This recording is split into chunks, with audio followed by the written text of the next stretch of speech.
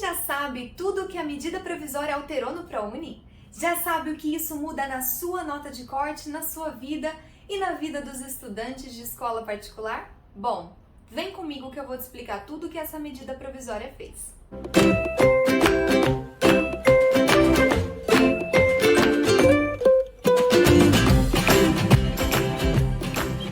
Meu nome é Laila Panini e eu preciso conversar com você sobre a medida provisória número 1057 desse ano, de dezembro inclusive, quase às vésperas ali do Natal. Mas deixa eu te pedir para já se inscrever e curtir esse vídeo, porque essa semana ainda publicaremos novos conteúdos sobre a medida provisória, sobre o FIES, e aí para você não perder nada, você tem que estar inscrito. Bom, a medida provisória sempre altera uma lei, e nesse caso ela está alterando a lei de criação do ProUni, que é a lei número 11.096, lá de 2005, que foi a criação do ProUni. Inclusive, na época dessa lei, na criação dela, existiam bolsas de 25%, sabia disso? Pois é. Mas essa lei sofreu várias mudanças ao longo do tempo.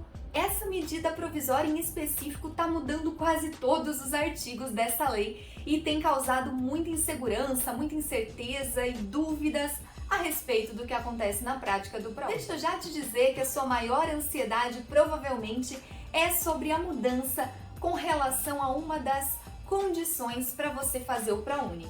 Porque assim, para você participar do ProUni, existem 4 regras e você precisa cumprir apenas uma das 3 condições, certo?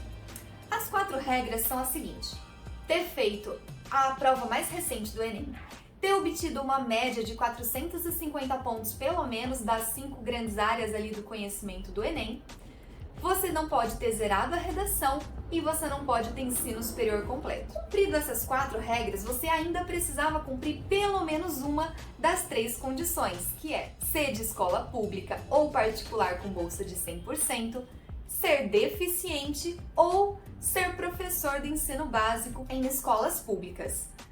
Então, só aí eu já estou quebrando um tabu que talvez você achava que só estudante de escola pública poderia participar do ProUni. Na verdade, quem era de escola particular com bolsa de 100% ou só quem era deficiente, independente de qual escola ele veio, poderia participar. Mas essa medida permite que alunos que fizeram o ensino médio integralmente em escola particular, mesmo na condição de pagante, possam participar do ProUni.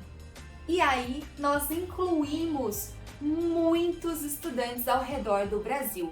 Porém, algo que você precisa saber é que essa medida ela entra em vigor como lei a partir da data da sua publicação, que é 6 de dezembro. Mas os efeitos dela a respeito de 2 itens, que é justamente o item que altera a escola pública e um outro item que apenas reafirma a questão da proporção das vagas de cotistas por etnia, passam a valer somente a partir do dia 1º de julho. Então, a primeira edição do ProUni, que está prevista para acontecer no dia 22 a 25 de janeiro, permaneceria igual como nas regras do ano passado. E aí, em termos de nota de corte, a gente pode esperar o que a gente já esperaria mesmo do ProUni. As notas de corte, elas flutuam e variam ao longo dos anos. Se nós pegarmos uma retrospectiva aí que nós acompanhamos desde 2018, a gente consegue perceber um certo padrão que vai repetindo aí em altos e baixos das notas de corte. Se a gente pegar no primeiro semestre de 2018, a menor nota de corte para cotistas no ProUni em bolsa integral foi 680. A maior foi 790. Mas a menor nota para quem era ampla concorrência no ProUni foi 724. Só que aí a gente pega o ano seguinte e a menor nota de corte passa a ser 715, por exemplo. Na próxima edição cai de novo para 706 e volta a subir em 2021, quando ela passa a ser uma das maiores notas de corte aí dos últimos anos, em que ela é 725 e para ampla concorrência é 749. Então, se a gente pegar ali uma margem desses últimos anos, quanto que está previsto para ser a nota de corte para esse ano, para cotistas? Em torno de pelo menos 700 pontos, 710 pontos. se a gente mantiver essa crescente das notas de corte, 720, 725. Agora, para o meio do ano, de fato, essas notas podem aumentar com a inserção de alunos de escola particular. A nota de corte tende a subir pelo menos 15 pontos aí. Então, para o meio do ano, em vez de uma margem baixa ali para cotistas de 700 pontos, deve ser pelo menos uns 730. E para ampla concorrência, que já estava ali numa margem mais alta nos últimos, deve subir sim para uns 760 pontos pelo menos. É uma probabilidade bem plausível, tá? Lembrando que eu tô fazendo uma estimativa, tá bom? Agora vamos para a prática, mais algumas coisas que essa medida provisória alterou, tá bom? Essa medida provisória, ela também incluiu algo bem legal, que é com relação à transferência do ProUni.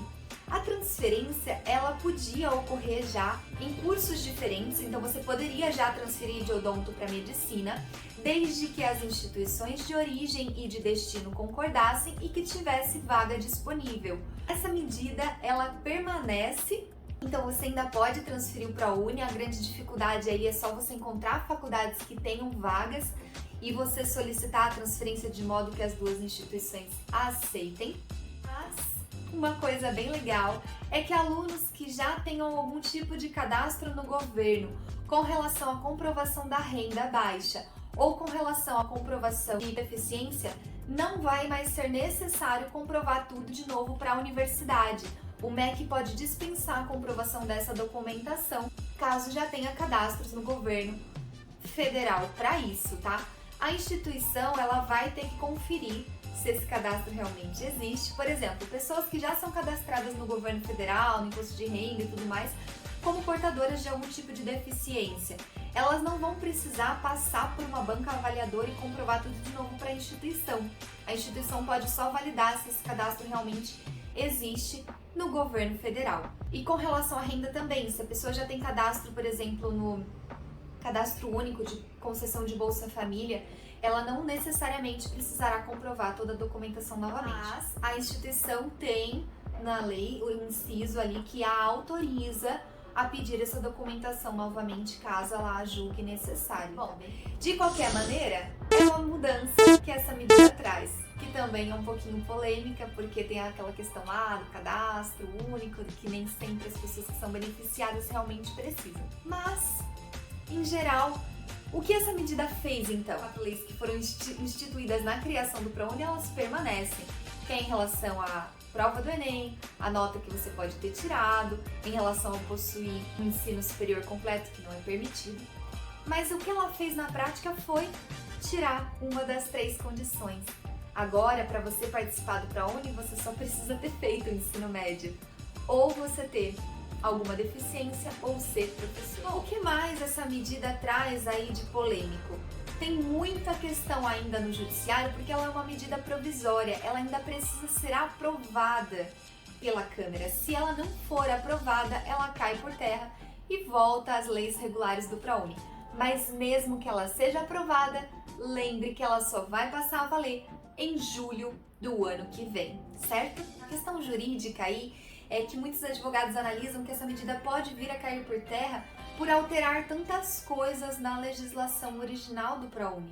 Ela altera praticamente todos os artigos em alguma coisa, pelo menos. Principalmente pelo fato de inserir alunos de escola particular, ela realmente pode vir a cair por terra, mas para isso nos acompanhe, porque vai ser um prazer trazer todas essas novidades para vocês a respeito do que está acontecendo com as leis do ProUni e inclusive dos outros programas. Se você ainda não se inscreveu, se inscreve aqui no canal, porque vai ter muita coisa para você aprender com a gente, principalmente de estratégias de inscrição e de como prever essas flutuações aí das notas de corte. Como nós temos uma equipe de especialistas que acompanha esses programas há muitos anos, nós sempre conseguimos trazer pelo menos uma estimativa plausível para vocês e estratégias ótimas de inscrição. Um grande abraço, tchau, tchau!